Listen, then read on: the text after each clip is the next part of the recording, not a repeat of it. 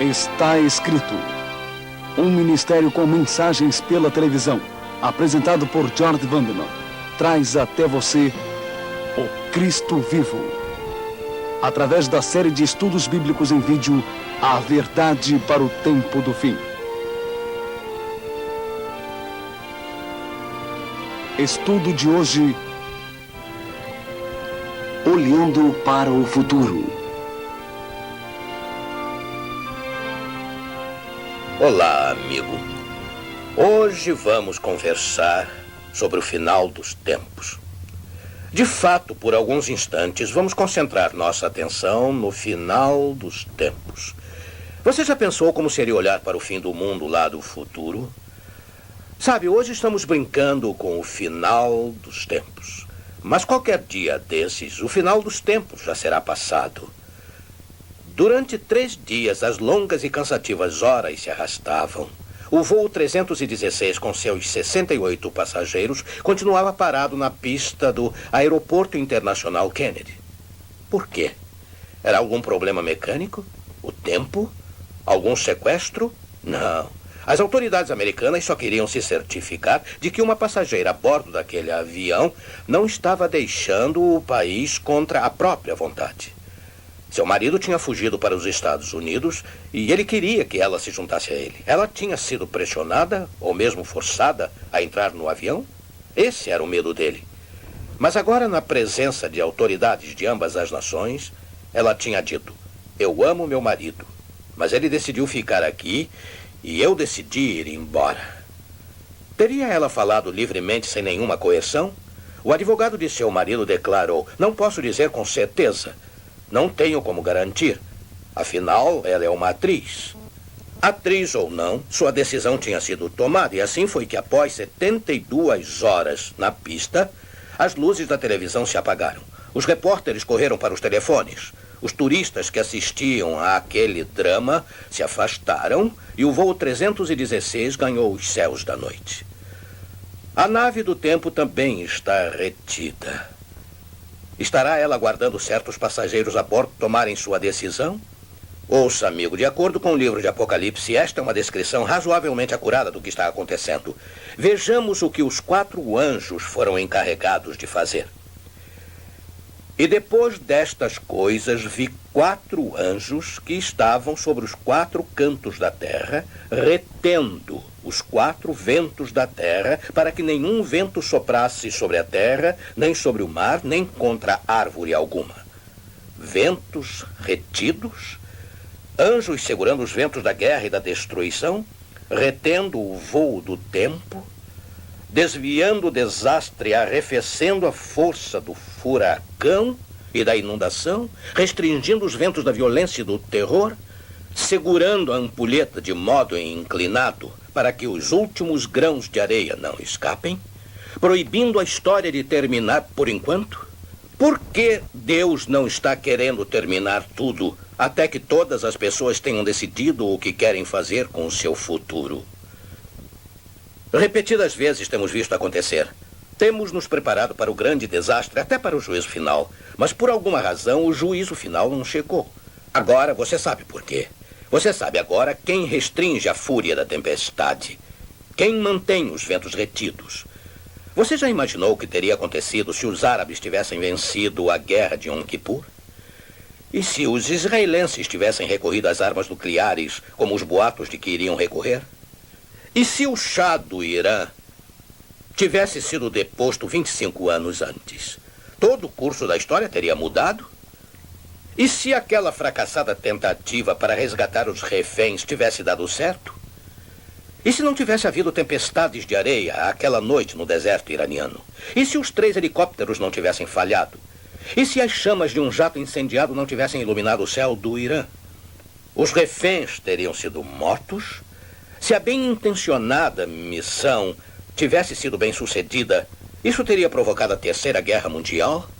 Eu não sei. Mas eu sei que Deus continua no comando. A história, mais vezes do que imaginamos, tem sido alterada pela intervenção divina. Deus trabalha de milhares de maneiras que jamais passaram pela nossa mente. Se não fosse a mão restritiva dele, sobre os ventos do terror internacional, o Armagedon já teria nos levado há muito tempo. Evidentemente, Deus diz aos ventos da guerra o que ele diz às ondas do mar, e isto é muito interessante. Vejamos o que diz Jó 38:11. E disse: até aqui virás, e não mais adiante, e aqui se quebrarão as tuas ondas empoladas. Isto não é interessante? Mas um dia, muito em breve, os ventos serão soltos. Eles soprarão com fúria que desafia a imaginação. E todo o planeta terá que ser evacuado. Até quando os anjos vão reter os ventos? Vamos para Apocalipse 7, versículos 2 e 3. E vi outro anjo subir da banda do sol nascente, e que tinha o selo do Deus vivo. E clamou com grande voz aos 4 anjos, a quem fora dado o poder de danificar a terra e o mar, dizendo: não danifiqueis a terra, nem o mar, nem as árvores, até que hajamos assinalado nas suas testas os servos do nosso Deus. Os anjos estão retendo os ventos até o povo de Deus estar assinalado na sua testa. Como uma marca visível? Não. Mas milhares de homens, mulheres e crianças estarão amando tanto a Jesus que dirão: Senhor, eu quero ser assinalado como um de seus filhos para sempre. Mas outros milhares, a maioria, infelizmente, dirá em seu coração ou através de seus atos: não, obrigado, Senhor. Sei que o Senhor morreu para me salvar, mas não tenho certeza de que quero ser salvo. Prefiro seguir o meu próprio caminho. Dói muito no Filho de Deus ver homens e mulheres rejeitarem o dom da vida que custou a ele tanto. Você vê por quê? Vê pelo menos uma razão para ele ficar esperando um pouco mais. Ele não quer que nenhuma alma se perca e que possivelmente poderia ser salva. Note o que está em 2 Pedro 3:9. O Senhor não retarda sua promessa, ainda que alguns a têm por tardia. Porém é longânimo, está vendo? Longânimo para convosco, não querendo que ninguém se perca, senão que todos venham a arrepender-se. Mas um dia, em breve, todo homem, mulher e criança terá que se decidir. Existirão apenas 2 grupos naquele dia: os que aceitam o sacrifício de Jesus e os que rejeitam. Virá um dia em que o Salvador saberá que aqueles num dos grupos jamais vão parar de pecar e aqueles do outro grupo nunca mais pecarão. E aí o decreto final será feito. Apocalipse 22:11. Quem é injusto, faça injustiça ainda. E quem está sujo, suje-se ainda. E quem é justo, faça justiça ainda. E quem é santo, seja santificado ainda. Este decreto marcará o fim do tempo da graça. Não haverá mudança de lados depois disso. Não porque Deus queira ser arbitrário. Não porque Ele queira deixar alguém de fora. Na verdade, o decreto refletirá o fato de que homens e mulheres fizeram a sua escolha final. E agora Deus respeitará tal escolha. Isso é que o profeta Daniel nos diz que acontecerá naquela ocasião. Daniel capítulo 12, versículo 1. E naquele tempo se levantará Miguel, o grande príncipe, que se levanta pelos filhos do teu povo, e haverá um tempo de angústia, qual nunca houve, desde que houve nação até aquele tempo. Mas naquele tempo livrar-se-á o teu povo, todo aquele que se achar escrito no livro. Aí então os ventos soprarão. Assim seremos introduzidos a uma época de problemas como este mundo jamais conheceu. Então os 7 julgamentos finais serão mandados sobre os inimigos de Deus. Aí as predições de Apocalipse atingirão seu cumprimento final. Assim, os últimos grãos de areia passarão através da ampulheta. E então, de acordo com o profeta Daniel, o povo de Deus será libertado e Jesus voltará. Você está pronto para os ventos que soprarão? O dia da destruição não aconteceu a um planeta que nada suspeitava ainda, mas não vai demorar. Mesmo agora, muitos ainda estão brincando nos últimos instantes. Durante estas semanas de nossos estudos bíblicos em vídeo, nós nos tornamos amigos. Você confia em que tenho sido sincero, trazendo-lhe a mensagem de Deus para o tempo do fim. E esta mensagem não apenas contém encorajamento, verdade e inspiração, mas sérias palavras de advertência também. Hoje, quando estas palavras são ditas, Os anjos não deixaram os ventos soprarem, embora pareça que estejam afrouxando as mãos. Hoje, quando digo estas palavras, não é muito tarde para que façam sua escolha para a eternidade. Mas as palavras que são verdade hoje podem não ser verdade amanhã. Amanhã, o estrondo dos ventos retidos poderá nos ensurdecer com a sua fúria, quando libertados. Quando o tempo começar sua aproximação final para o encontro com a eternidade, as profecias de Daniel e de Apocalipse, as profecias que restaram, serão cumpridas com uma rapidez de tirar o nosso fôlego. O tempo é história em movimento.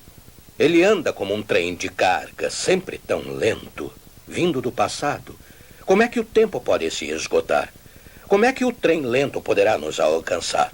Mas um dia, em breve, ele passará por nós como se estivéssemos a um apito distante. E o futuro se tornará o passado. Você já pensou como seria olhar para o fim dos tempos lá do futuro, para o fim do mundo? Hoje brincamos com os últimos instantes, mas muito em breve esses últimos instantes terão passado. Não lhe parece incrível o modo como o tempo voa? Pense, por favor, no dia em que Deus libertou o seu povo da tirania do Egito antigo. Se você tivesse visitado o Egito apenas 4 meses antes disso acontecer, não teria encontrado nenhum sinal visível de que Deus estava a ponto de libertar um povo escravizado. Entretanto, no curto espaço de 4 meses, Deus enviou 10 terríveis julgamentos sobre a terra e libertou o seu povo do jeito que ele tinha prometido. E vai ser assim de novo. As últimas páginas da história vão virar mais rápido do que nossos olhos poderão focalizar. Nesse meio tempo, seja qual for esse meio tempo, o inimigo fará o máximo para desviar a nossa atenção da única coisa que importa: prepararmos-nos para encontrar nosso Senhor. Note que Jesus compara a nossa geração com os dias de Noé. Mateus 24, versos 38 e 39. Porquanto, assim como nos dias anteriores ao dilúvio, comiam, bebiam, casavam e davam-se em casamento, até ao dia em que Noé entrou na arca. E não o perceberam até que veio o dilúvio e os levou a todos. Assim será também a vinda do Filho do Homem. Jesus disse isso, assim como foi nos dias de Noé, uma geração surpreendida. Por que não tiveram nenhum alerta? Não, eles foram alertados durante 120 anos. E, sem dúvida, houve aqueles que, quando ouviram no início aquela alarmante predição, convenceram-se de que Noé estava certo. Mas, com o passar do tempo, a pequena margem de sua convicção se perdeu na rotina do dia a dia. Como poderia haver uma inundação global? Eles eram sofisticados para acreditarem nisso. O senso de realidade foi se embotando até aquilo parecer ficção. Aí ficaram surpresos, mas não precisavam ter ficado. Podia ter acontecido conosco. Estava uma noite agradável e límpida naquele verão. O voo 212 da Eastern se aproximava de Charlotte, Carolina do Norte. A tripulação do voo discutia política e carros usados. Nada demais em se discutir sobre política e carros usados. Nada demais, exceto que suas palavras se transformariam em areia numa ampulheta. Ei, vejam. Um parque de diversão chamou a atenção deles. O sinal de alerta de baixa altitude pode ter sido considerado mais uma tolice do que uma advertência. Mas aquele sinal era mesmo o último, antes do ponto de onde não há volta. A calma reinava na cabine enquanto os últimos instantes passavam. 6 segundos antes da queda, o comandante disse: tudo o que temos a fazer é encontrar o aeroporto. Sim, disse o copiloto. Os 2 homens gritaram cerca de meio segundo antes da queda. 10 meses depois, após cuidadosa investigação, o relatório do Departamento Nacional de Segurança em Transportes fornecia esta manchete: a queda do avião em que morreram 72 deveu-se à conversa fiada do piloto. Distraído, despreocupado com os acontecimentos futuros, não deixe isso acontecer com você. Durante toda a nossa vida, o fim do mundo sempre esteve no futuro. A aparição de Jesus atravessando o céu brilhante, vindo para buscar o seu povo, isto sempre esteve no futuro. Quando é que o fim do mundo pode estar no passado? Nós crescemos com a palavra quase. O fim do mundo para nós sempre esteve quase aqui. A ampulheta, toda a nossa vida, tem estado quase acabando a areia. Os ponteiros do relógio atômico têm estado durante anos parados na meia-noite. Confunde a nossa mente pensarmos em termos de um futuro próximo. Outros prazos fatais se aproximaram e ficaram parados brevemente no quase e foram para o passado. Será que o fim do mundo está imune às leis do tempo e ficará retido para sempre no quase? Jesus não vai... Sabe, Jesus não voltou tão breve quanto esperávamos, mas ele voltará. Ele veio uma vez, não veio? E virá outra vez. Procure se lembrar daqueles 4 meses no Antigo Egito, em que tudo mudou. Sabe, o perigo é que nesta geração moderna, a ficção e a fantasia invadiram nosso lar e a nossa mente. O perigo é que o nosso senso de realidade, ao olhar para a vinda de Jesus, esteja tão dormente que esta também se torne apenas ficção.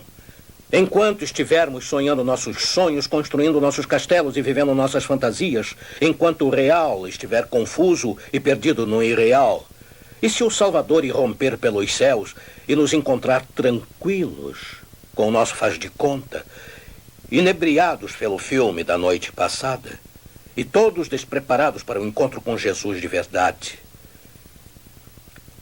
Quero lhes contar uma pequena história. Uma história bem simples que realmente aconteceu. Não consigo esquecê-la. E você não vai esquecer também. 2 alunas do 1º grau estavam num canto da sala com lápis e papel. Pela expressão estampada no rosto, estava claro que elas estavam fazendo alguma coisa muito, muito importante. Chegando mais perto, pudemos ver que elas estavam fazendo uma lista. Olhando sobre os ombros delas, pudemos ler 4 Bíblias, um sabonete, um inário, $10, um rolo de papel higiênico, uma lata de repelentes de insetos, um livro devocional, um estojo de primeiros socorros, um livro de primeiros socorros, uma serrinha, um livro de sobrevivência na selva, um calendário, um mapa, um desodorante, um rádio, 2 cobertores e um guarda-chuva. Todas essas coisas serão levadas numa bolsa verde. O que as 2 garotas planejavam fazer?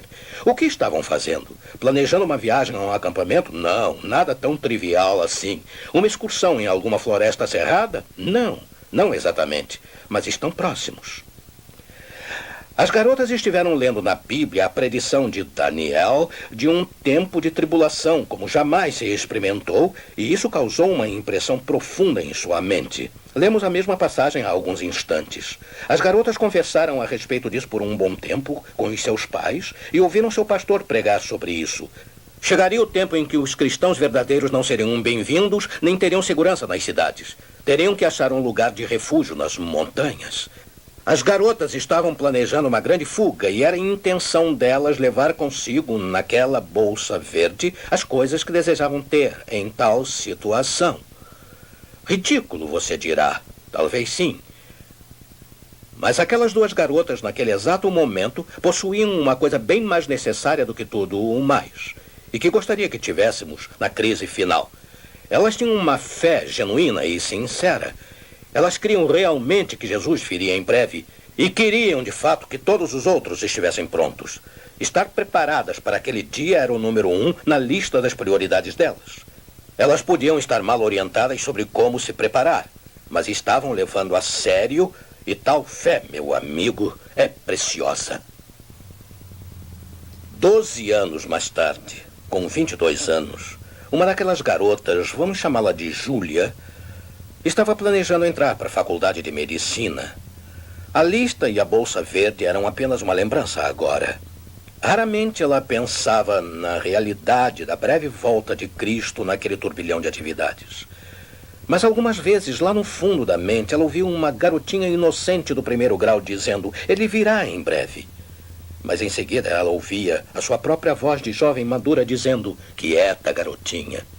Quieta, garotinha, você está esperando há 22 anos. O que faz você pensar que ele virá agora?" E aí ela disse: "Uma sensação de medo se espalhava em mim.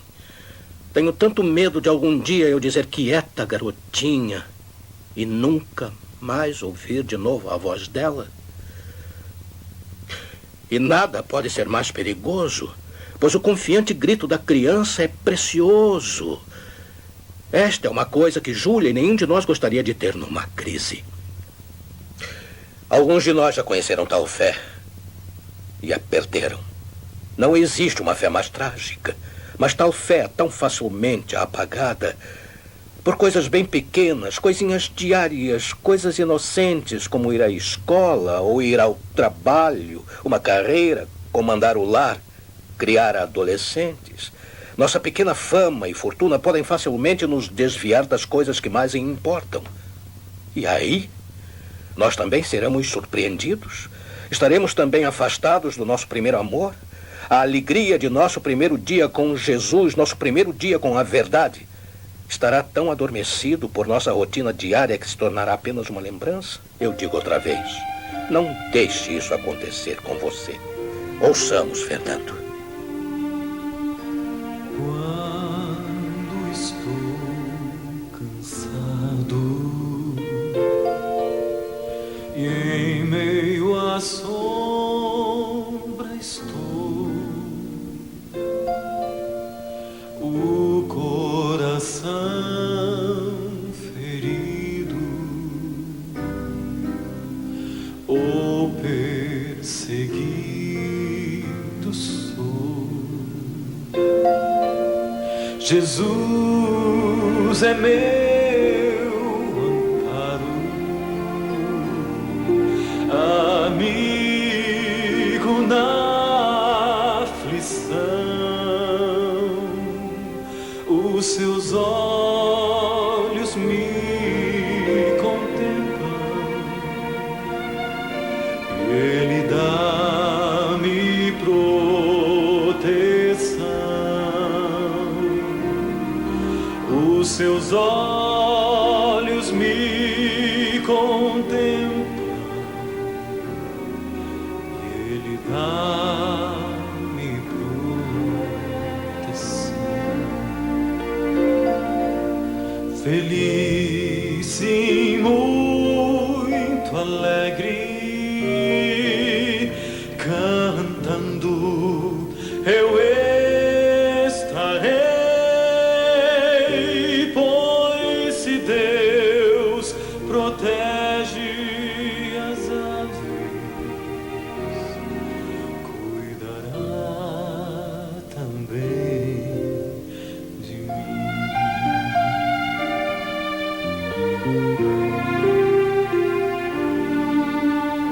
Quando eu sou tentado na escuridão da dor, se longe tenho estado do seu tão meigo amor, eu volto sem receio ao meu bom Salvador. Eu volto sem receio ao meu bom Salvador. Pois se Deus protege as aves, cuidará também de mim. Feliz e muito alegre, cantando eu estarei, pois se Deus protege as aves, cuidará também de mim. Pois se Deus protege as aves,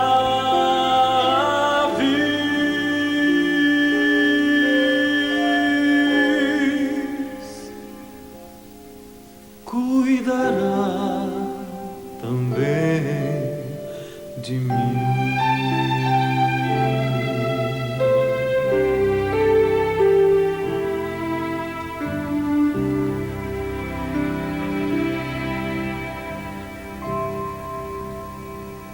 Obrigado, Fernando. Oremos. Amoroso Senhor, mais alguns momentos preciosos de preocupação sincera sobre assuntos vitais, o final dos tempos e a nossa preparação para ele, ou a falta dela. Obrigado pela oportunidade de examinar as opções, de examinar nossos desejos e motivos, de certificarmos o nosso relacionamento com Jesus para nos tornarmos confiantes e seguros. Se perdermos esse dia, perderemos tudo. Que Deus nos ajude a fazer o mais importante primeiro, a colocar em ordem nossas prioridades. Abre o caminho para o Salvador guiar nossa vida por todo o caminho até o lar. Por favor, tira nossas dúvidas, as nossas reservas, os bloqueios pecaminosos da estrada.